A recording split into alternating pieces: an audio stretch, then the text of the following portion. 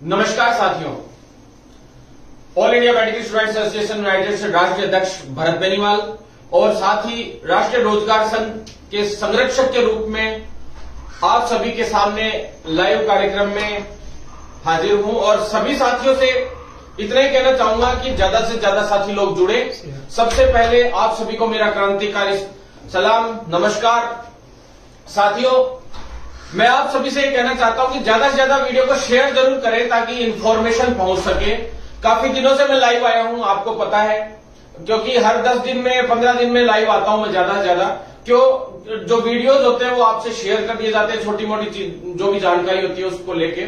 तो साथियों, ज्यादा से ज्यादा आप लोग वीडियो को शेयर करें और आप सभी को इतना ही कहना चाहूंगा कि जितनी भी भर्तियां हैं जिनमें हम लोग जितनी मेहनत कर रहे हैं, भागदौड़ कर रहे हैं, और आप लोग उस भागदौड़ का नतीजा भी देख रहे हैं। जो आंदोलन हमारे चल रहे हैं, हमारा क्रांति मार्च चल रहा है, उसका नतीजा भी आप लोगों के सामने है। साथ ही रोज प्रदर्शन हो, चाहे बड़ी बड़ी रैलियां हो, और आपको सभी को पता है, ज्यादा बताने की आवश्यकता नहीं है, आपके भाई का खौफ अधिकारियों में और मंत्रियों में किस तरह का है, मुख्यमंत्री तक कैसा है, वो आप सभी को पता है। तो हमें बार बार ये छुटपुट 40-50 लोगों के प्रदर्शन की आवश्यकता रहती नहीं है वैसे, पर छोटे मोटे दबाव के लिए जरूर करते हैं। और जिस दिन करते हैं धमाका होता है हमारा, और ऐसा धमाका होता है जो सभी को पता है कि कैसा होता है। सबने देखे हैं पहले राजस्थान के इतिहास की सबसे बड़ी यूथ रैली हो, सबसे बड़ी 25-30 हजार युवाओं की रैली हो, 2018 को ले लो, पिछली सरकार के खिलाफ ले लो, चाहे मंत्रियों की पिटाई हुई हो या कई मामले हुए हो, काफी कुछ हुआ है और मंत्रियों को पता भी है कि हम किस तरह के मिजाज के व्यक्ति हैं। साथियों, मैं आपसे इतना ही कहना चाहता हूं कि भी जो एसओजी में मैंने जितने मुकदमे दर्ज कराए, राजस्थान में एकमात्र आपके भाई ने मुकदमे दर्ज कराए, पैरामेडिकल भर्ती वाला और रीट वाला, तीन मुकदमे दर्ज है। तीनों मुकदमे मेरे नाम से दर्ज है, जो मैंने दर्ज कराए हैं, मेरे नाम से मैंने एफआईआर करवाई, कोर्ट से जाके करवाई। क्योंकि एसओजी में मुकदमा दर्ज कराना आपको पता है सिर्फ जांच में डाल देते हैं और बेवकूफ बना के कर देते हैं इधर उधर। तो उसमें एक बार स्वास्थ्य विभाग के अधिकारी भी लपेटे में आए, कभी अधीनस्थ बोर्ड भी आया, तो कभी सभी विभागों से संबंधित चाहे शिक्षा विभाग के अधिकारी भी आए हों। लेकिन आप सभी को पता है, इन्हीं चीजों की बदौलत आज सभी अधिकारी हो चाहे मंत्री हो, सभी लोग खौफ खाते हैं, क्योंकि झूठी फूफा नहीं करते। झूठी फूफा करने वालों में से नहीं है। सभी को पता है कि इलाज बिठाना हम लोग जानते हैं, रियल धरातल पे जो काम करता है उनको पता है कि इस जगह से इतने ठोकेगा। जो भी अधिकारी है सबको पता है कि ये छोटे मोटे बाहर छोटी मोटी आंदोलन छोटे मोटे करके चला जाएगा, वो वाला इंसान नहीं है। आंदोलन 1.5 साल किसानों ने भी किए थे, सभी को पता है। बेचारे बहुत समय तक बैठे रहे थे, लेकिन जब फैसला करना था मोदी जी को, उस हिसाब से ही लिया उन्होंने अंत में फैसला 1.5 साल बाद। और साथियों, अभी आपने देखे होंगे सीएचए वाले साथी हैं, उन्होंने भी खूब आंदोलन किए, उनके कोई दिक्कत नहीं, हम लोग साथ ही हैं, कोई वो नहीं है। लेकिन उनके साथ भी अभी देखिए किस तरह से सरकार ने ज्यादा सुनवाई नहीं की। आंदोलन होते हैं, आंदोलन की रणनीति होती है, आंदोलन की रणनीति के साथ साथ आपके लीडर में इतना दम होना चाहिए कि जो बात आप लेके जा रहे हैं उस बात को वो मनवा कर लाए। और लगभग हमने जिस दिन पड़ाव डाला है, महापड़ाव डाला है, उस चीज से संबंधित चाहे 4 मांग लेके गए हैं, तो उनमें से 2 मांगों पे 100% उसी वक्त ऑर्डर जारी करवा के उठे हैं। तो अब इस तरह के आंदोलनों की तैयारी हो चुकी है। 1 सितंबर को हो सकता है महापड़ाव डाले, उससे पहले अगर सरकार हमें पॉजिटिव इंडिकेशन दे देती है तो आप सभी को पता ही है कि भी हम लोग सोच लेंगे। उससे पहले मुख्यमंत्री जी से अभी दिल्ली मिला था मैं, आप सभी को पता है।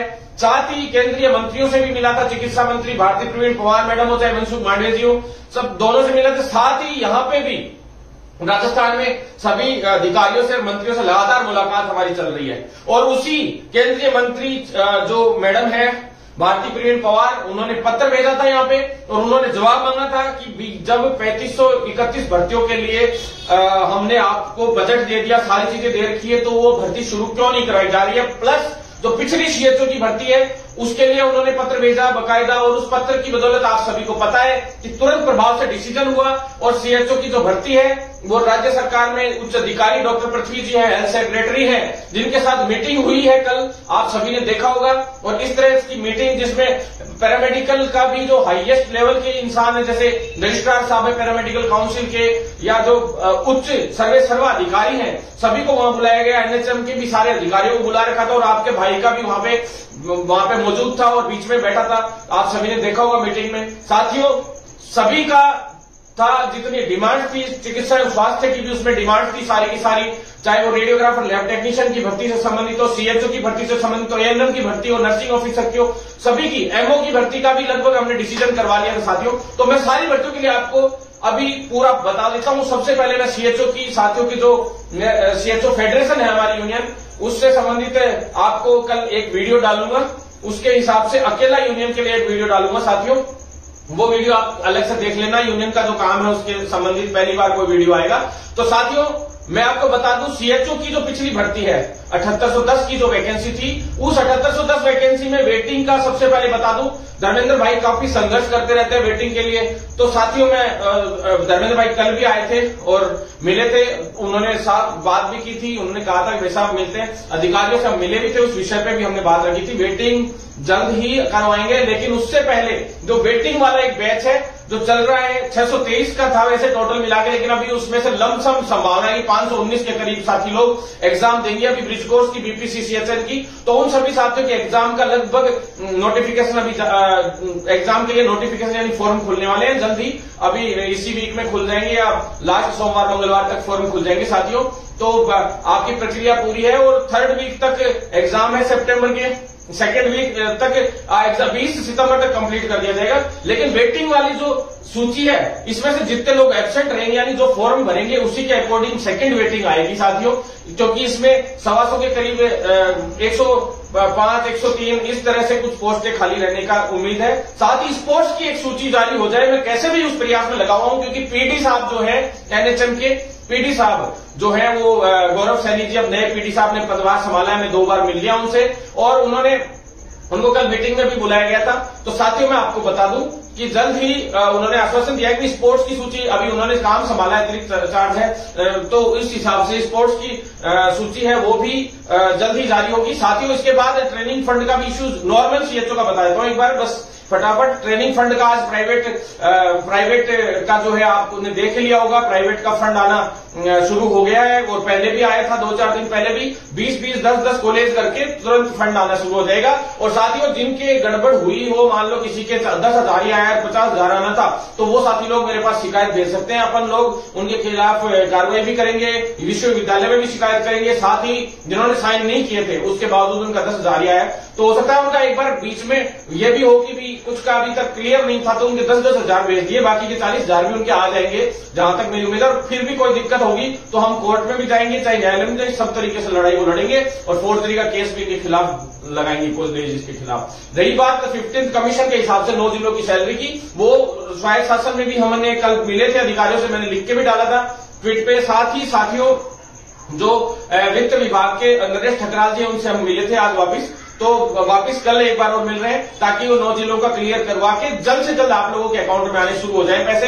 1-2 दिन में, शायद 3-4 दिन में आप 100% सैलरी का हम करवा कर छोड़ेंगे साथियों। इसके बाद आप साथियों सबसे मुख्य रूप से आप न्यू वैकेंसीज के लिए आप आ जाइए, क्योंकि साथियों लगभग मामले हो गए। इंसेंटिव का एक मामला और बता देता हूं। इंसेंटिव साथियों 6 महीने का एक साथ आ रहा है, लगभग 90,000 के समथिंग सभी का, क्योंकि अभी इंडक्शन ट्रेनिंग्स अभी भरतपुर और बीकानेर 1-2 जिलों में तो अभी शुरू हुई है, क्योंकि इंडक्शन ट्रेनिंग के लिए यहां से पहले तैयार किए जा रहे हैं जो है एक्सपर्ट्स, फिर वो एक्सपर्ट्स जिलों से लोगों को बुला के उनको यहाँ एक्सपर्ट्स तैयार करेंगे, फिर वो लोग वहीं जिले में सभी को इंडक्शन ट्रेनिंग देने का प्लान कर रहे हैं ये लोग, जैसे सीएमएचओ लेवल पे ही। तो साथियों जल्द ही सभी सीएचओ की ज्यादातर परेशानियां खत्म होंगी, लेकिन कैडर निर्माण के लिए हमें एक बड़ी लड़ाई लड़नी होगी। उसकी लड़ाई के लिए अब स्टार्टअप करने जा रहे हैं, उससे पहले यूनियन का काम करेंगे, क्योंकि अभी छोटे मोटे मुद्दे लगभग सारे निपटने में आ गए। तो अब कैडर निर्माण और परमानेंट के लिए बड़ा आंदोलन होगा।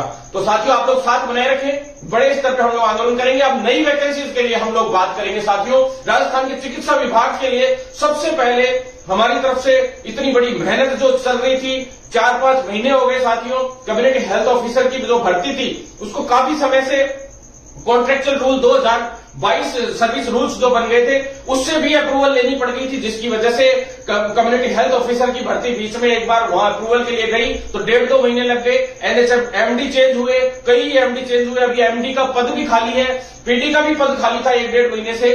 अब जाके पीडी सर आए हैं, आईएएस है गौरव सैनी जी, उन्होंने संभाला है, उसके बाद काम सुचारू रूप से अब शुरू हुआ है। साथ में हेल्थ सेक्रेटरी भी 6-7 चेंज हो गए, तो साथ ही एनएचएम एमडी भी 4-5 चेंज हो गए, तो पीडी भी 3-4 चेंज हो गए, 4-5 चेंज हो गए, और मंत्री 2 बार चेंज हो गए। तो साथियों, इस तरह के हालात में आपको पता है, उसके बावजूद मैंने सीएचओ 6 महीने में पिछली कंप्लीट करवा दी। जो भर्तियां थी चिकित्सा विभाग की, केवल 6 महीने में सारी भर्तियां हमने निपटाई। रेडियोग्राफर और लैब टेक्नीशियन भी लगभग हमने निपटा दी थी, लेकिन अंतिम जो चयन सूची थी सारी जारी हुई। ज्वाइनिंग भी जल्दी करवा ली थी 7-8 महीने में, लेकिन कुछ एक जो वंचित रह गए थे साथी, उनको भी मैं खुशखबरी जल्दी दूंगा। उनके लिए बहुत अच्छे उच्च स्तर पे काम चल रहा है। वहां पे विभाग में भी, अधीनस्थ बोर्ड में भी बात हो गई है वंचित वाले साथियों के लिए, और अधीनस्थ बोर्ड से लेटर भी भिजवाया था। एक 3/3/2022 का एक लेटर है, उसका अभी तक जवाब और देना है इनको। तो 52 बच्चों का और आरटी में भला हो जाएगा रेडियोग्राफर में। साथ ही एक लेटर और था, रिमाइंडर लेटर, जिसकी जितनी पोस्टें खाली पड़ी हैं उन सभी की सूचना भिजवानी थी, तो वो अभी तक भेजी नहीं है विभाग ने, लेकिन जल्द ही आरटी और एलटी की सूचना वो भिजवा दी जाएगी। 5-6 दिन से उसी काम में लग रहे हैं हम लोग। और जो खाली पद होंगे लैब टेक्नीशियन और रेडियोग्राफर के वंचित वाले साथियों, उनको जल्द ही उसके अंदर बड़ा लाभ मिलेगा साथियों। और रेडियोग्राफर और लैब टेक्नीशियन की नई वैकेंसी के बारे में मैं अभी बताऊंगा। उससे पहले एक बार एमओ की वैकेंसी के बारे में आपको बता दूं। मेडिकल ऑफिसर की जो नई वैकेंसी है, वो कल आखिरी फाइनल बैठक है साथियों। 840 पदों पे वो भर्ती आ रही है, और नीरज जी जो हैं, डॉक्टर नीरज, वो इसके कन्वीनर बनाए गए हैं। चूंकि नए कन्वीनर बनाए गए हैं, पहले दूसरे जो रेगुलर संभाल रहे थे वो नहीं है, तो इस वजह से थोड़ा सा पूरा सा वो पढ़ के और तरीके से सारा काम कर रहे हैं। तो कल आखिरी फाइनल बैठक है। लगभग संभावित ये है कि परसों तक विज्ञप्ति जारी हो जानी चाहिए, मतलब 27 तक विज्ञप्ति जारी होने की पूरी संभावना है मेडिकल ऑफिसर की। और साथियों 100% है कि उसमें छोटी मोटी हो सकता है 1000 रुपए के समथिंग, उसके अंदर फीस भी कम हो, चार्ज कम हो। 5000 थी पहले, तो 4000 हो जाए। हम लोगों ने बार बार उसी की रिक्वेस्ट कर रहे हैं। और लगभग आपको मैंने बता दी थी कि सितंबर लास्ट वीक, अक्टूबर फर्स्ट वीक तक हो सकता है, अक्टूबर तक एग्जाम हो जाए उसका, और जल्दी उस भर्ती को निपटाएंगे। मेरा ध्येय यही है कि दिसंबर से पहले चिकित्सा विभाग की सारी वैकेंसीज को मैं निपटाऊं साथियों, जो वैकेंसीज है। और ये ऐसा पहला राजस्थान में ऐसा हो रहा है कि राजस्थान में अपने अलावा साथियों कोई भी भर्ती, सिर्फ लेवल फर्स्ट को छोड़ के शायद ही कोई भर्ती राजस्थान में हुई होगी कि जिसकी दूसरी पाली शुरू हो गई हो। सीएचओ का ब्रिज कोर्स करवा के उसकी वेटिंग भी निकलवा ली, और सेकंड वेटिंग निकलने जा रही है। रेडियोग्राफर की हमने 2-2 सूचियां निकलवा ली, लैब टेक्नीशियन की 2-2 सूचियां निकलवा ली, तीसरी निकलने जा रही है। और जो नई भर्ती है वो आने जा रही है रेडियोग्राफर लैब टेक्नीशियन की। साथियों, ये अपन लोगों की मजबूती है, अपन लोगों की मेहनत है, सच्चे दिल से तो लड़ रहे हैं इसलिए। और कुछ लोग फर्जी लोग हैं, कभी भी इनमें इंटरफेयर करने लग जाते हैं। वो लोग तब कहां चले जाते हैं, जब रिक्त पड़े पदों की जब हम सृजन करवाते हैं, फिर उनके लिए फाइल चलवाते हैं डीओपी के अंदर, फिर वित्त में भागते हैं, डीओपी में भागते हैं, और फिर वहां से क्लियर करवा के पदों को सृजित करवा के सारा काम हम करवा के लेके आते हैं। विज्ञप्ति जारी करवाने के लिए लोग कहने लग जाते हैं विज्ञप्ति जारी कराओ, विज्ञप्ति जारी। भैया, विज्ञप्ति तब जारी होती है जब 1 साल लग जाता है पूरी भर्ती को पूरा करवाने में, जबकि पिछला बैकलॉग हमने पिछली भर्ती का करवाया था। नई वैकेंसी जो आ रही है रेडियोग्राफर लैब टेक्नीशियन की, उसके अंदर पद भी हम लोग बढ़वा रहे हैं। आपको पता है, कोशिश है कि पूरे, कोशिश नहीं है, 100% में 1050 से 1100 पद तो आरटी की करवाऊंगा, और 100% 1350 से 1400 पद के करीब कैसे भी, चाहे विज्ञप्ति कितने पे भी जारी हो, 800 और 900 पदों पे जारी हो, कोई बड़ी बात नहीं है। लेकिन ये मैंने आपको किया था वादा, पद बढ़वाऊंगा तो बढ़वाऊंगा साथियों। आप लोग चिंता ना करें। साथ ही इसके अंदर जो फाइनल ईयर की जो कई स्टूडेंट्स फोन करते रहते, तो ये लिखित परीक्षा से भर्ती कराने का मैंने फैसला किया था, और लिखित से ही हो रही है। हमारी ही बात मानी जा रही है। फर्जी बेरोजगार नेताओं ने तो ये कहा था मेरिट से हो जाएगा, ये हो जाएगा, लेकिन उनकी आज तक कोई बात, जब सारे काम हो जाते हैं उसके बाद वो कहते हैं श्रेय लेने के लिए आ जाते हैं हर बार। इसी चीज की वजह से खटकी हमारे बात। और आज ये हालत है कि मैं उन फर्जी बेरोजगार नेता लोगों की मैं पोल खोल के छोड़ूंगा साथियों, जल्द से जल्द हर एक भर्ती में हम बताएंगे, अब लोगों को इंफॉर्मेशन देंगे कि ये भर्ती इतने तारीख को ये विज्ञप्ति जारी होगी, इतने तारीख तक इस महीने में ये होगा वो होगा, क्योंकि इनको विज्ञप्तियों की तारीख पता चल जाती है, महीना पता चल जाता है, और ये 10 दिन पहले फर्जी तरीके से प्रदर्शन करके दिखा देते हैं और फिर श्रेय लेने का काम करते हैं। तो साथियों, वो दुकानें अब बंद करेंगे। उन दुकानों को बंद करने के लिए भारत बेनीवाल दूसरी भर्तियों के अंदर क्लियर तरीके से सिर्फ इंफॉर्मेशन और सब तरीके से मैं डालना शुरू हुआ हूं। साथियों, सरकार 4 साल हो गई, 4 साल में एक भी भर्ती राजस्थान में चिकित्सा विभाग के अलावा आप बताइए कौन सी भर्ती पूरी हुई है? अगर हुई भी है तो आधी प्रोसेस तक पहुंची है या नियुक्ति नहीं मिली है, और जब लगभग भर्तियां रद्द भी हो रही है, जैसे रीट जैसी भर्ती रद्द हो गई, कभी वो सीबीआई जांच की मांग करते हैं, कभी पद बढ़ाने की मांग कर देते हैं, एक ही भर्ती में 5-5 तरीके की मांगे कर देते हैं, फिर जो मांग पूरी हो जाती है उसमें कह देते हैं हमने ये करा दिया, हमने वो करा दिया। तो साथियों ऐसा सिस्टम नहीं है। भरत बेनीवाल फिक्स चीज पे चलता है और अपनी बात के लिए जाना जाता है। चुटपुट ट्वीट करने में थोड़ा विलंबता हो जाती है कि भाई 10 तारीख को रिजल्ट आएगा, वो 20 को आ जाए, 15 को आ जाए, या कोई नाम लिखने में मिस्टेक हो जाए, उसको इशू नहीं बनाना चाहिए। क्योंकि कई बार हो जाता है कोई किसी का नाम मिसप्रिंट हो जाए, कुछ और, सबसे होती है गलतियां त्रुटियां छोटी मोटी, वो कोई बड़ी चीज नहीं होती है, उनको इशू बनाने से कोई मतलब भी नहीं है। साथियों मैं बता दूं, सीएचओ के लिए दिसंबर से पहले हमने तय किया था कि किसी भी हाल में परीक्षा कराओगे तो ही हम वो भर्ती संबंधित एजेंसी को देने देंगे। क्योंकि इसलिए देने देंगे कि 5 से 6 महीने का तो ब्रिज कोर्स होता है सीएचओ के अंदर, फिर 5 से 6 महीने का अगर ब्रिज कोर्स होता है, दिसंबर से पहले डॉक्यूमेंट वेरिफिकेशन तक का काम कंप्लीट करके अंतिम चयन सूची दिसंबर जनवरी तक जारी हो, तब ही उन साथियों को ज्वाइनिंग मिलेगी इस सरकार में। अन्यथा आचार संहिता लग जाएगी अगले जुलाई अगस्त सितंबर तक। तो अगस्त सितंबर से पहले हमें हर हाल में सीएचओ की भर्ती को ब्रिज कोर्स करवा के कंप्लीट करना है और उसमें नियुक्ति दिलवानी है। इसलिए हम लोग जल्दबाजी कर रहे हैं साथियों, सबसे बड़ी बात। दूसरी बात मैं आपको बता दूं साथियों, सीएचओ के अंदर जो पदों की संख्या रहेगी वो मैं बता देता हूं। 3071 तो है नॉन टीएसपी, और टीएसपी एरिया है जो 470, यानी कि टोटल मिला के 3541 पद होने की संभावना है। यानी 3531 थे, अब 3541 की लगभग संभावित है। और इसमें आगे चल के हम 1800 वाली फाइल जो दिल्ली से अभी क्लियर करवा के लाए हैं, जिसकी जो ये भर्ती है इसमें तेजी आई है केंद्रीय मंत्री जो प्रवीण पवार की वजह से, जहां मिले थे अभी उसकी वजह से, और स्पीडली काम होने शुरू हुए। सीएचओ की गाइडलाइंस उसी वजह से जारी हुई थी केंद्र से, हमने इनको ढंग से जो नोटिस दिलवाया था उसी का नतीजा, और उसी का नतीजा है कि सीएचओ की अब भर्ती होने जा रही है साथियों।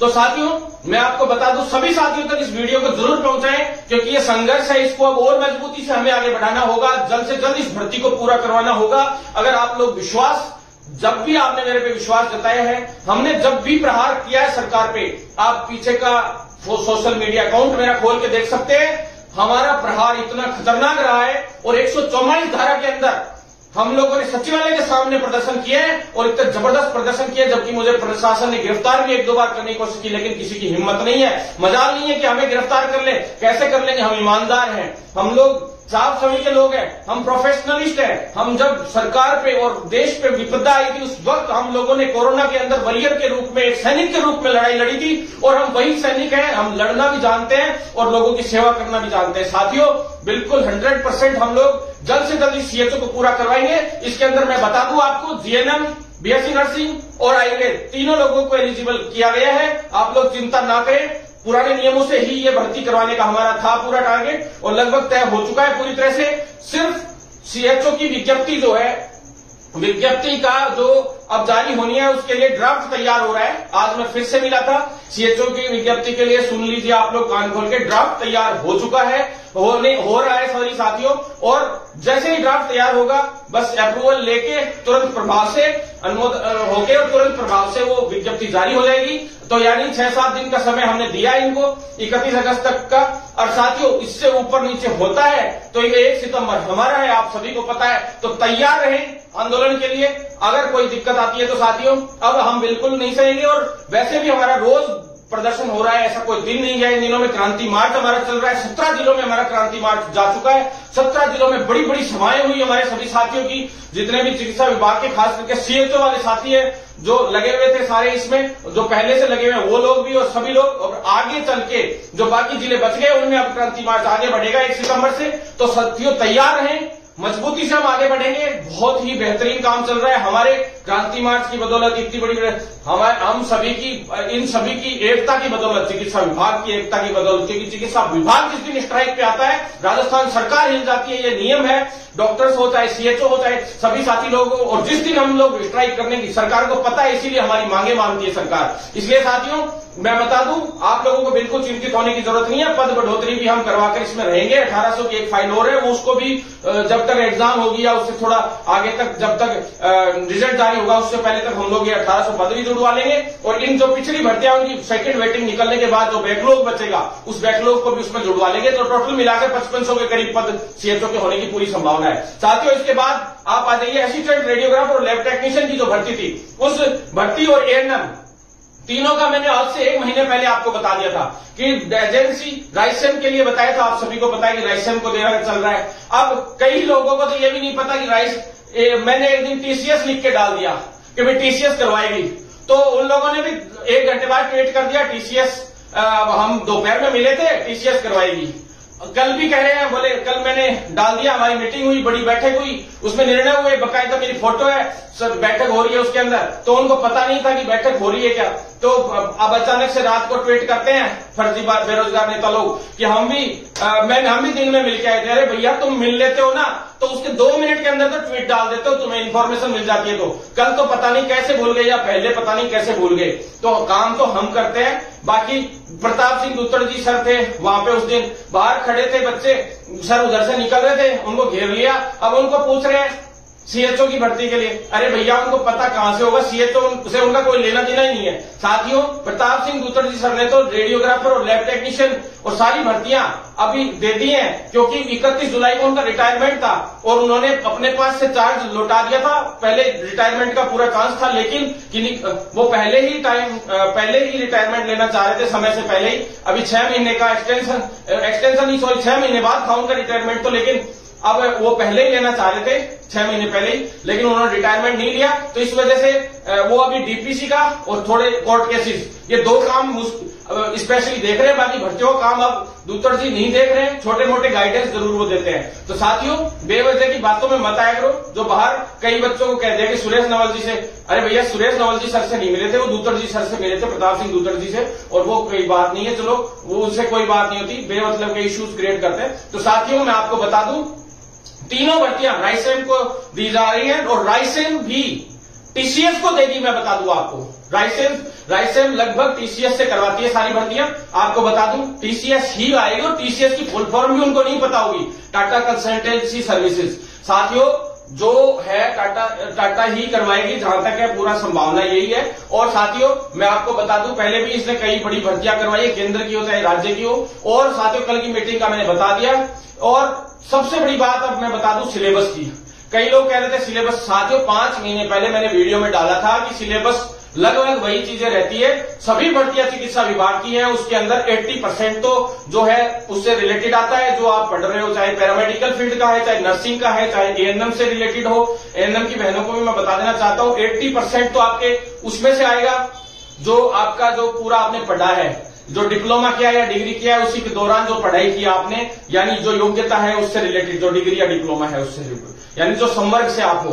बाकी का 20% के अंदर जीके भी आ गई, छोटे मोटे 2-1 क्वेश्चन, 2-3 क्वेश्चन मैथ के आ गए, 2-3 इंग्लिश के भी आ गए, रीजनिंग के भी आ गए 2-3, और बाकी 10 नंबर का जीके आ गया। इस तरह से मिक्सअप होके 20 नंबर का 20% जो है इस तरह से आता है। तो साथियों, आप लोग बेमतलब की बातों में कई लोग गुमराह हो जाते हैं। अब कई लोगों को ये हो रहा है कि लिखित से मैंने कितनी बार कहा था, आज से 3 महीने पहले भर्ती की विज्ञप्ति जारी हो जाती, 5 महीने पहले सिलेबस बन रहा था, लेकिन उस सिलेबस के लिए रजिस्ट्रार साहब को कल मीटिंग में बुलाया। साथियों, रजिस्ट्रार साहब से कहा गया है आरपीएमसी बनाएगी अभी सिलेबस पूरा का पूरा।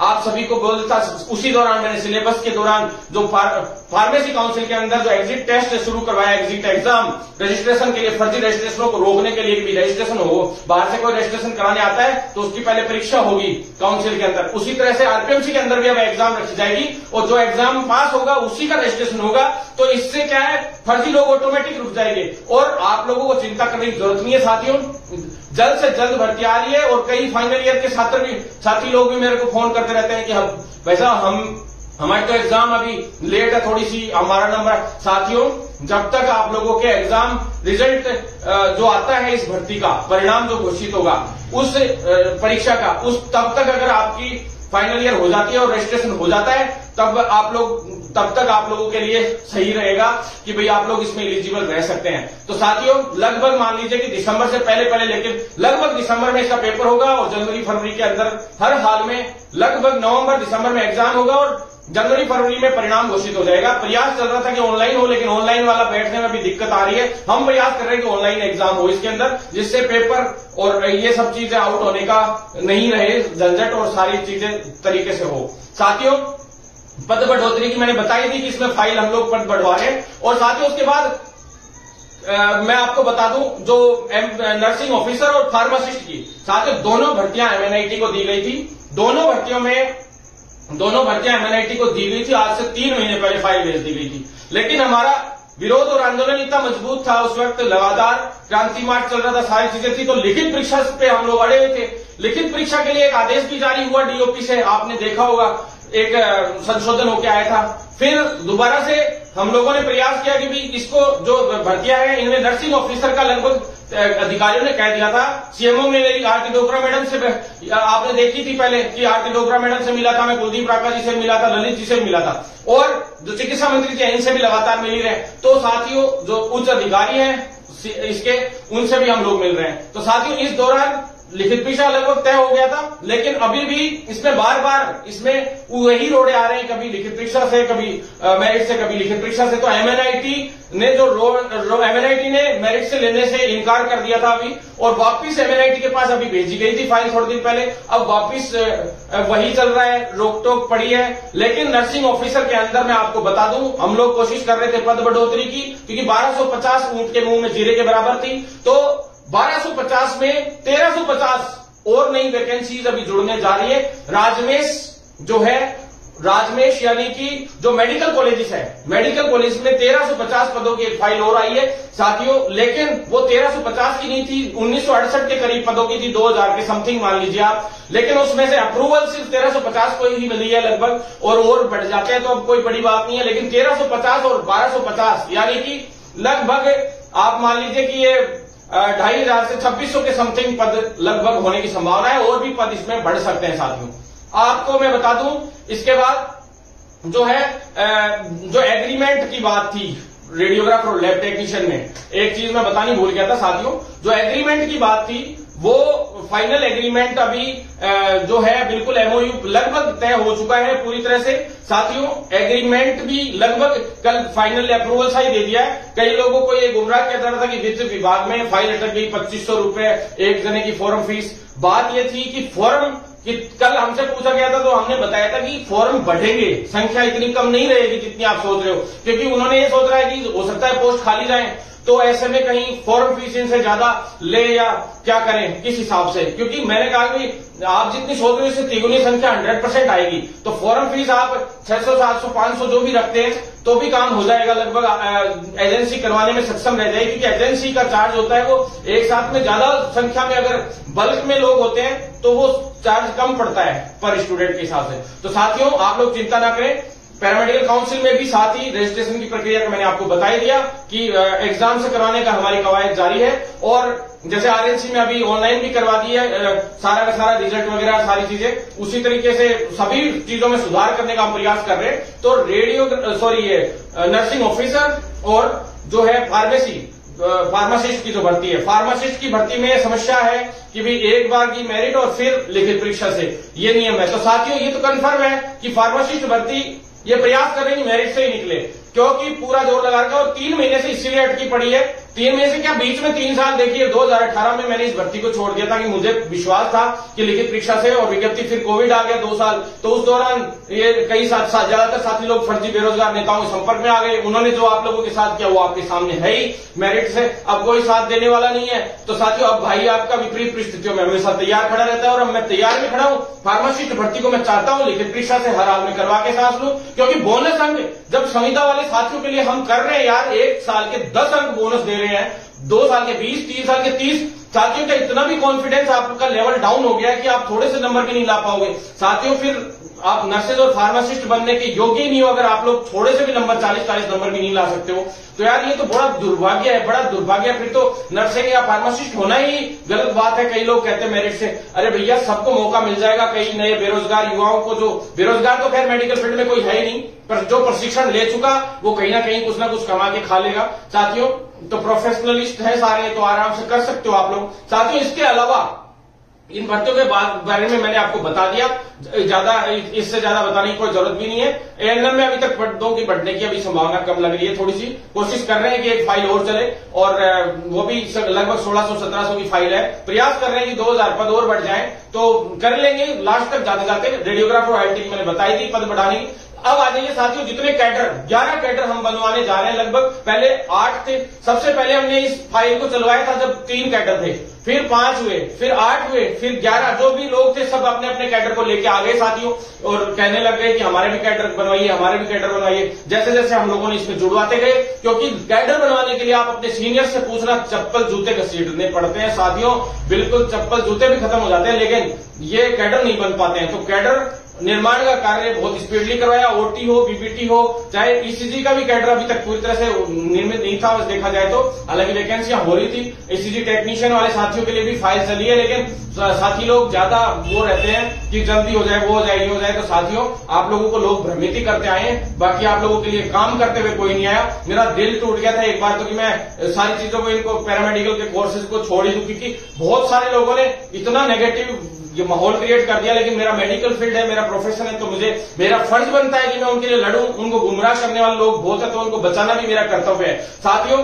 कैथलैब हो, चाहे डायलिसिस वाले हो, चाहे नेत्र सहायक वाले हो, सभी के लिए हम लोग लग रहे हैं। कैडर निर्माण के साथ साथ उनके अतिरिक्त पदों की संख्या भी, क्योंकि मेडिकल कॉलेजेस बहुत सारे खुले हैं। सभी मेडिकल कॉलेजेस में 430 बेड के हॉस्पिटल भी हो गए हैं। सभी 430 बेड के हॉस्पिटल्स की वजह से ये सभी कैडर्स की भर्तियां भी की जाएंगी। साथ में जो नर्सेज है उनकी भी होगी, चाहे हॉस्पिटल में फार्मासिस्ट की भी होगी, सभी की भर्तियां होंगी। साथियों, डॉक्टर्स की भी भर्तियां होंगी इतने मेडिकल कॉलेज में, क्योंकि उसमें स्टाफिंग पैटर्न भी इनको रखना पड़ता है, और पर पेशेंट के हिसाब से रेशियो होता है। 2 पेशेंट पे कितने नर्सेज होने चाहिए, कितने डॉक्टर होने चाहिए, 5, वो सारा रेशियो होता है। उस रेशियो के हिसाब से तो नहीं लेते हैं ये लोग, क्योंकि इनके पास इतना बजट नहीं रहता है सरकार के पास, तो उस रेशियो की आधी पड़ती भी ये पालना करते हैं, तो भी काफी वैकेंसीज हम लोगों के पास हो जाएंगे। सबसे बड़ी जीत तो हमारी यही थी कि पूरे भारत लेवल पे हम लोग जब 2016-17 में आंदोलन किया था, तो मेडिकल कॉलेजेस का आगाज हुआ, और मेडिकल कॉलेजेस हमारे राजस्थान को 27 मेडिकल कॉलेजेस मिले। ये बड़ा आंदोलन हमारा सफल रहा था उस वक्त, और उसी की बदौलत आज इतनी वैकेंसीज आ रही है। और जल्द ही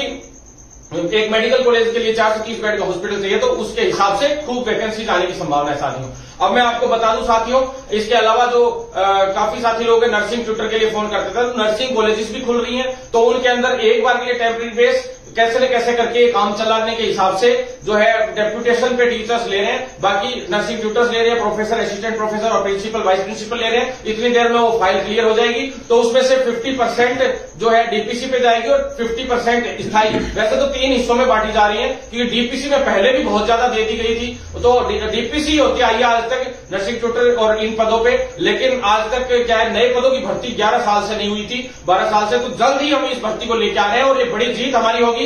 इसके अंदर वैभव कलेरिया जी से भी हम लगातार संपर्क में, चिकित्सा शिक्षा और चिकित्सा स्वास्थ्य 2 विभागों को अलग करके। साथियों, अब मैं आपको बता दूं कि नर्सिंग ट्यूटर की भर्तियां जल्दी लेके आ रहे हैं, तो साथ बनाए रखें, जिससे हम लोग इसको आगे से जो प्रोफेशनलिस्ट हैं, जो चाहते हैं कि हाँ जल्द से जल्द आगे बढ़े और जल्द से जल्द भर्तियां आए, तो उसके लिए मैं कहना चाहता हूं साथ बनाए रखें। जितने भी टीचर्स हैं कॉलेजेस में, वो सभी साथ दें। प्रयोगशाला सहायक की भर्ती के बारे में बता दूं साथियों, कोर्ट केसेस जो है उनके निपटने के बाद ही इनका समाधान होगा। तो एक सूची और जारी होनी है, तो दोनों की मिलाकर साथ एक सूची आने की संभावना है।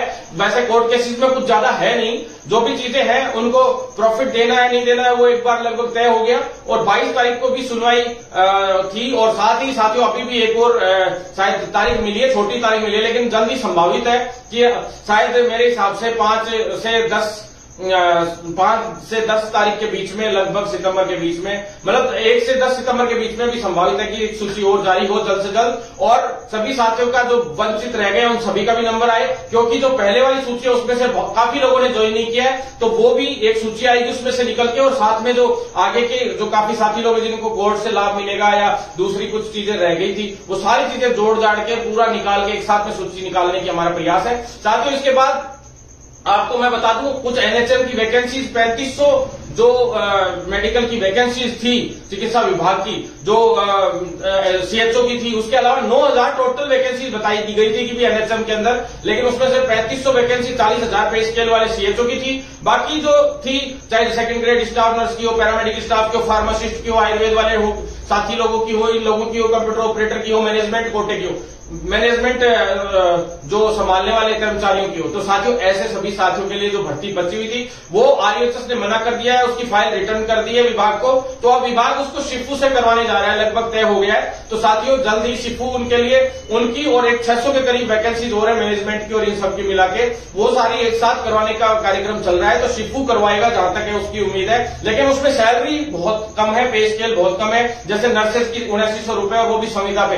तो मैं इसका विरोध करता हूं और विरोध भी किया है हमने, और साथ में हमने कल मीटिंग में भी ये डिमांड रखी है कि उसमें कम से कम न्यूनतम पे स्केल के हिसाब से, जैसे राजमेश में हमने करवाया था, राजमेश के अंडर में जितने भी मेडिकल कॉलेज है इनमें नर्सेज की भर्ती आ रही है, तो नर्सेज की, फार्मासिस्ट की, पैरामेडिकल वाले जितने भी साथी हैं उनके लिए वैकेंसीज आ रही है, एमओ की आ रही है, तो वो सारी कॉन्ट्रैक्ट पे आ रही है आने को। तो लेकिन सारी की सारी वैकेंसीज में हमने 26,500 न्यूनतम सैलरी का रखा था और वो पूरी पालना भी हो रही है। 100% आगे जो सैलरी मिलेगी इन लोगों को मेडिकल कॉलेजेस में, वो हमारा सफल भी हुआ है साथियों, मामला जो मुहिम थी हमारी जो उसके अंदर। लेकिन एनएचएम के अंदर भी इसी प्रकार से सैलरी मिलनी चाहिए और प्राइवेट सेक्टर में भी समान कार्य समान वेतन के अनुसार सैलरियां मिलनी चाहिए साथियों। इसलिए हम लोग लगातार कोशिश कर रहे हैं कि बहुत ही जल्द इस मामले में सफलता हासिल करें और हमारे इस प्रोफेशन को बदलने का काम करें साथियों।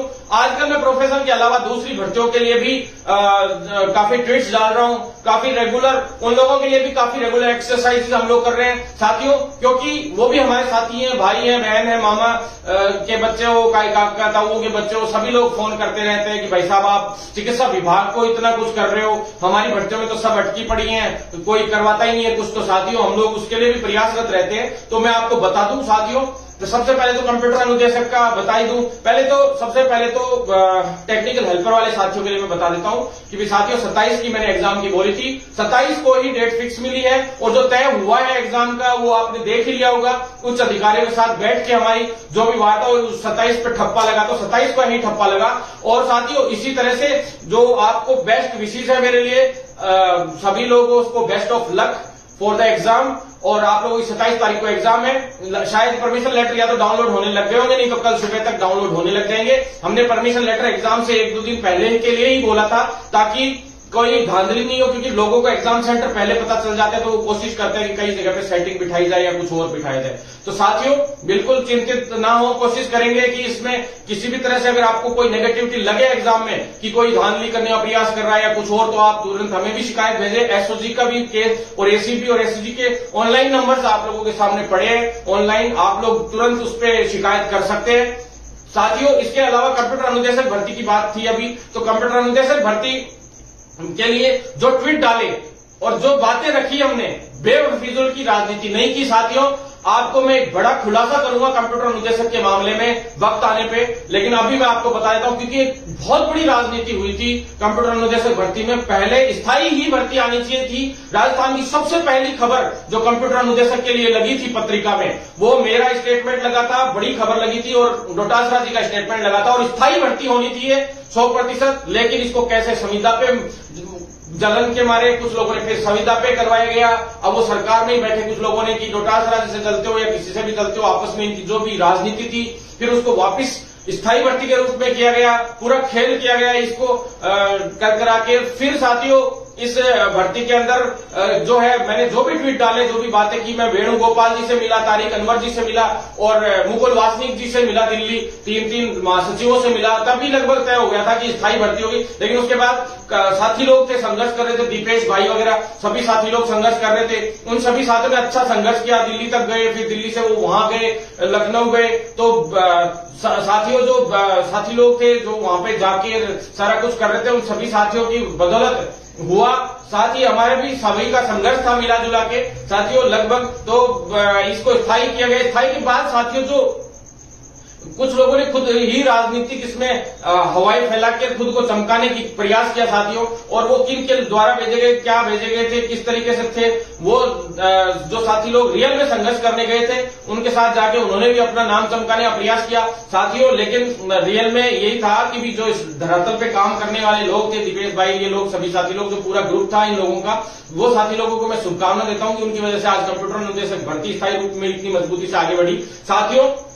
उस भर्ती में जो भी मैंने आज तक जो बातें कही वो बातें लगभग सत्य निकली। मेरे को बेमतलब की राजनीति और फूंफा करनी तो आती नहीं है। जिस दिन आंदोलन करता हूं पूरी सरकार को फाड़ के रख देता हूं, और जिस दिन ऐसी तैसी करके रख देता हूं, फाड़ के रख देता हूं। और जिस दिन करता हूं सीएम हाउस पे करता हूं, आपको पता है छोटी मोटी जगह पे नहीं होता, अपना सचिवालय या सीएम हाउस, सीधा अटैक खतरनाक जगह पे। हमारा ये नहीं रहता है किसी की राजनीतिक कार्यालय घेरेंगे, किसी की पार्टियों में घेरेंगे, घेर लेते हैं, लेकिन वक्त आने पे और सही जगह पे, और ये नहीं देखते कि किसी भी युवा के मुकदमे नहीं लगने देते, हम किसी को परेशान नहीं होने देते। साथियों, आप लोग इसी तरह से साथ बनाए रखेंगे तो 100% जल्द ही ये भर्ती भी पूरी होगी कंप्यूटर अनुदेशक, और साथ में इसमें ज्वाइनिंग भी मिलेगी।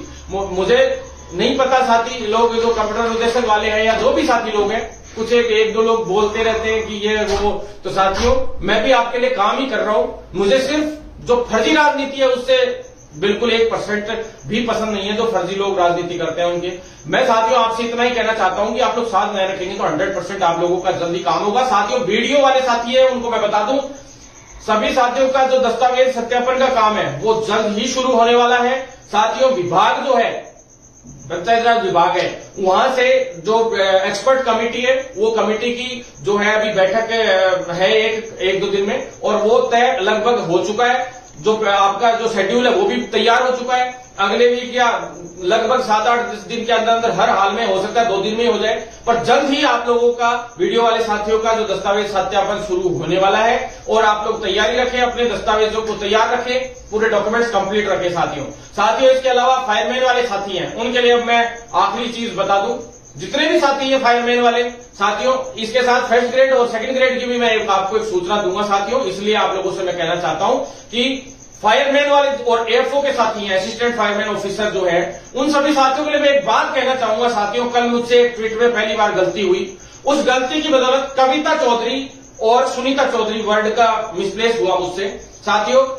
गलती से वो लिखा गया, क्या है, लिखते टाइम कविता टाइप हुआ और सुनीता उसमें लिखा हुआ आ गया, तो उसी में कुछ लोगों ने बवाल बना दिया, राजनीति कर ली। अरे भैया, मेरे झुंझुनू के साथी थे, अभिषेक वगैरह, ये लोग जो साथी लोग थे, सिद्धार्थ था झुंझुनू, जो सारे साथी लोग मिले थे मुझसे, उन सभी साथियों ने मुझे ये कहा था कि भाई साहब आप कैसे भी करके हमारी भर्ती में जो है फिजिकल और जो प्रैक्टिकल का काम शुरू करवाइए, बहुत विलंब हो रहा है। तो काफी पीड़ित थे वो साथी लोग, उन्होंने मुझे कहा, मैंने कहा झुंझुनू से जाते ही सबसे पहले तुम्हारी डिमांड रखने का प्रयास करूंगा साथी।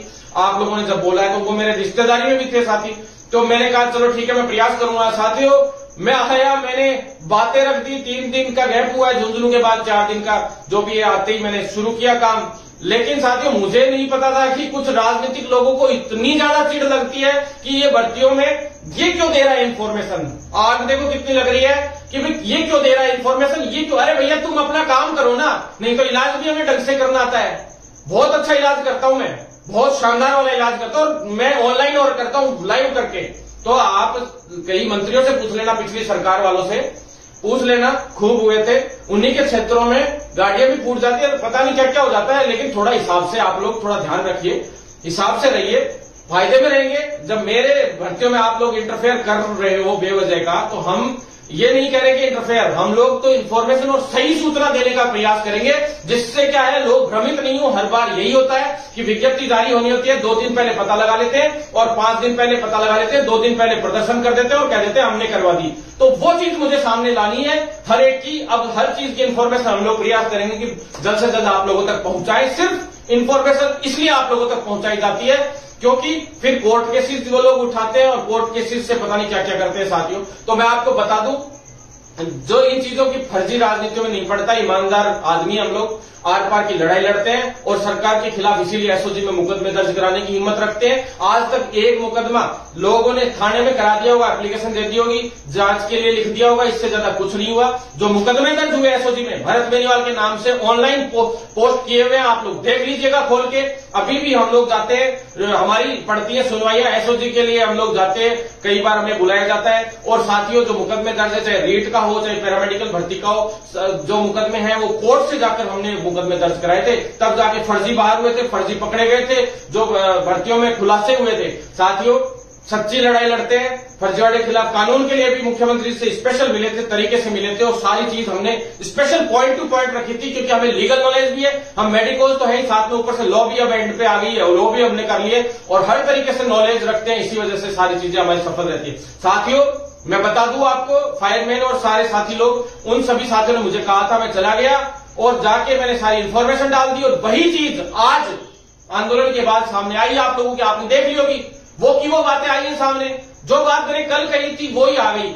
अगर भाई सभी साथी लोग आए, अब बच्चों को परेशान मैं नहीं करना चाहता बेवजह में। मेरा आदत ही नहीं है कि मैं किसी युवा को ऐसे परेशान करूं, बुलाऊं, खुद का डेमो सेट करूं। साथियों, मैं सिर्फ इन चीजों के खिलाफ हूं। आप युवाओं का काम करिए ना। सरकार के खिलाफ आप मुफ्ती अभियान चला रहे हो तो सरकार आपकी सुनवाई कहां करेगी? इस तरीके से नहीं करती। आप अपना दम दिखाइए ना। आप राजनीति मत कीजिए, आप अपना दम दिखाइए, अपने दम दिखाइए। और सरकार हम मूंछों पे ताव दे के मंत्री और अधिकारियों के सामने बैठते हैं और हमारे काम होते हैं। हम जानते हैं कैसे काम करवाए जाते हैं, क्योंकि सार्वजनिक और साफ सुथरी काम है, कोई डिस्प्यूट काम थोड़ा ना करते हैं। तो साथियों, जो फायरमैन वाले साथियों को बताया था कि फिजिकल के लिए जो एक्सपर्ट कमेटी वगैरह है वो तैयार पूरी हो रही है। उसमें टीचर्स भी जो है, प्रैक्टिकल वाले टीचर्स वगैरह वो सारे लिए जा रहे हैं, ग्राउंड तय हो रहे हैं। और जो कितनी जगह पे कैसे कैसे क्या करवाना है वो सारी मैंने आपको वीडियो के माध्यम से भी बता दी थी। वो वीडियो कल दोपहर का था, जबकि ट्वीट मेरा रात का था साथियों। वो ट्वीट रात को था। अगर मुझे कविता चौधरी और सुनीता चौधरी की अगर मिस्टेक होती जो बोलने में, तो साथियों कल दिन में मैंने वीडियो बोल रखा है, उस वीडियो के अंदर कविता चौधरी बोला था, न कि सुनीता चौधरी। तो साथियों, ज्यादा से ज्यादा आप लोग शेयर जरूर करें वीडियो को, ताकि हर एक साथी तक सच्चाई पहुंच सके, ईमानदारी पहुंच सके। और साथियों, 100% हम लोग आपको कह रहे हैं कि जब हर तरीके से आप लोगों के लिए इसी तरह से लड़ते रहेंगे। और सत्यमेव जयते वर्ड यूज तो बहुत करते हैं लोग, लेकिन इसको पालना करवाना नहीं जानते, इसको इंप्लीमेंट करना नहीं जानते। तो हम आपको कहना चाहते हैं कि साथियों, रियल में लड़ेंगे और जीतेंगे।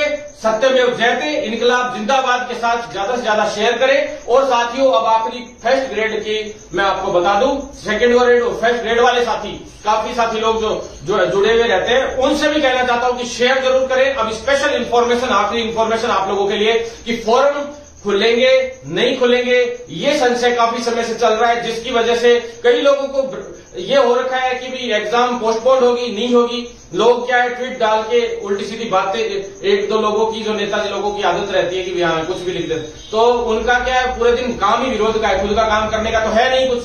तो साथियों, मैं आपको बता दूं कि भाई डीओपी के अंदर कल भी बैठक हुई थी और बैठक अभी वापिस भी है। साथियों, मैं आपको बता दूं, जो 2 साल का जो आयु के हिसाब से बढ़ाया गया है सीएम साहब के द्वारा, तो सुन लो साथियों, मैं आपको क्लियर कहना चाहता हूं, अगर कुछ एक भर्तियां जिनकी अभी 1 महीने में एग्जाम्स हैं, उन भर्तियों की तो मैं नहीं कहता, लेकिन कुछ ऐसी वैकेंसीज हैं जिनके अंदर अभी लेट है, विलंब से हैं, उन भर्तियों के अंदर जो 2 साल वाला जो मामला आ रहा है, पहले ईडब्ल्यूएस का हुआ था, वो फॉर्म रीओपन करने की चांसेस बढ़ चुके हैं। जो उच्च अधिकारी थे आरपीएससी के, उनसे हम लोग मिले थे, उन अधिकारी ने कहा था कि भी ये जब किया ही गया है अभी तो 100% लग ही रहा है कि ये इम्प्लीमेंट होगा, ऐसा उन्होंने कहा था, पूरा ही चांस है। लेकिन जो एग्जाम डेट है वो पोस्टपोन्ड नहीं हो, उसके लिए अधिकारी भी चाहते हैं कि डेट पोस्टपोन नहीं हो। आरपीएससी की कल भी एक एग्जाम डेट पोस्टपोन हो गई, आप सभी को पता होगा। लेकिन हम ये चाहते हैं कि अगर वो करवाएं भी, इस तरह के नियम लागू भी करें, तो उसके अंदर एग्जाम डेट पोस्टपोन नहीं होनी चाहिए, ताकि जो साथी लोग तैयारी कर रहे हैं उन सभी साथियों के दिक्कत नहीं आए। और अगर हो भी तो 10-5 दिन की, 15-20 दिन की तो बात नहीं होती, लेकिन फॉर्म ऑनलाइन ओपन होने के पूरे चांसेस है फर्स्ट सेकंड ग्रेड में। साथियों, मैं ये नहीं कह रहा, 100% नहीं कह रहा, लेकिन जो सूचना मेरे को सूत्रों से मिली, जो अधिकारियों से मिली, डीओपी से मिली, मैं उन सभी सूचनाओं को आपसे शेयर कर रहा हूं। साथियों, ऐसी कोई बात नहीं थी, मुझे कोई मजा नहीं आता किसी भी चीज में। अब हम तो प्रयास यही कर रहे हैं कि 2 दिन 3 दिन के लिए खुले, अगर खुले भी तो फॉर्म, और फॉर्म खुल के तुरंत फटाफट इसमें कार्रवाई हो जाए, और जो बाद में जिनके फॉर्म भरे जाए उनका एग्जाम सेंटर एक जगह पे रख के और इस तरीके से अलग से पूरा सिस्टम करवा करू के एक साथ में सम्मिलित रूप से हो जाए तो भी बेस्ट है। और हम तो ये सरकार से चाहते हैं कि जल्द से जल्द भर्ती पूरी करा दो आप कैसे भी करके, क्योंकि ईडब्ल्यूएस के चक्कर में जैसे ही आपने गड़बड़ हुई थी पिछली बार, वो भर्तियों में विलंबता हुई थी, कितनी दिक्कतें आई थी, उन तरह की दिक्कतें नहीं आनी चाहिए। क्योंकि अगर सरकार की मंशा है भर्तियां कराने की, तो ये 2 साल वाला जो रूल था ये बहुत पहले लाना चाहिए था, जबकि ये काफी समय से डिमांड चल रही थी, कोविड की वजह से भी प्रॉब्लम्स थी। तो साथियों, हमने सरकार से इतनी बात कही थी, अधिकारियों से भी यही बात की थी, कहीं सरकार इन भर्तियों को अटकाना तो नहीं चाह रही, इस तरह की बातें कई बार दिमाग में आती हैं। लेकिन साथियों, जिस तरह के हालात भर्तियों को लेकर चल रहे हैं, जितनी भर्तियां हर तरीके से घोषणाएं तो खूब हो रही है और भर्तियां प्रोसेस में भी खूब सारी है, लेकिन पूरी एक भी अभी तक नहीं हुई है। जहां भी है कभी किसी चीज में अटक जाती है, कोई किसी चीज में अटक जाती है। तो साथियों, साथ बनाए रखेंगे तो 100% इसी तरह से आप लोगों के लिए लड़ते रहेंगे। और साथियों, राजनीति से दूर होके इन सब चीजों को, इन भर्तियों को, मैं एक आध बेरोजगार नेता उनसे विनती करना चाहता हूं कि हो जाने तो भाई इनको भर्तियों को जल्द से जल्द, और कैसे भी करके इन बेरोजगार युवाओं को 4 साल से एक भी भर्ती नहीं मिली है। वैसे देखा जाए तो सारी भर्तियां अटकी पड़ी है चिकित्सा विभाग के अलावा, और कोई एक आध भर्ती हुई है लेवल फर्स्ट को छोड़ के, कोई भर्ती नहीं हुई है, सारी भर्तियां हैं। तो आप लोगों से निवेदन करना चाहता हूं कि साथियों, अपनी पढ़ाई पे ध्यान दिया करो। ऑटोमेटिक अब भर्तियां हो रही है, कोई दिक्कत आने वाली दिक्कत लग नहीं रही। हर भर्ती को फुल स्पीड से, चाहे बिजनेस बोर्ड हो, चाहे आरपीएससी हो, सभी कोशिश कर रहे हैं कि जल्द से जल्द भर्तियां हो। हम अधिकारियों से मिलते हैं, मंत्रियों से मिलते हैं, और जिस दिन जिस भर्ती में दिक्कत आएगी इतना जबरदस्त विरोध करेंगे, फाड़ के रख देंगे सरकार को, ये मेरी गारंटी है।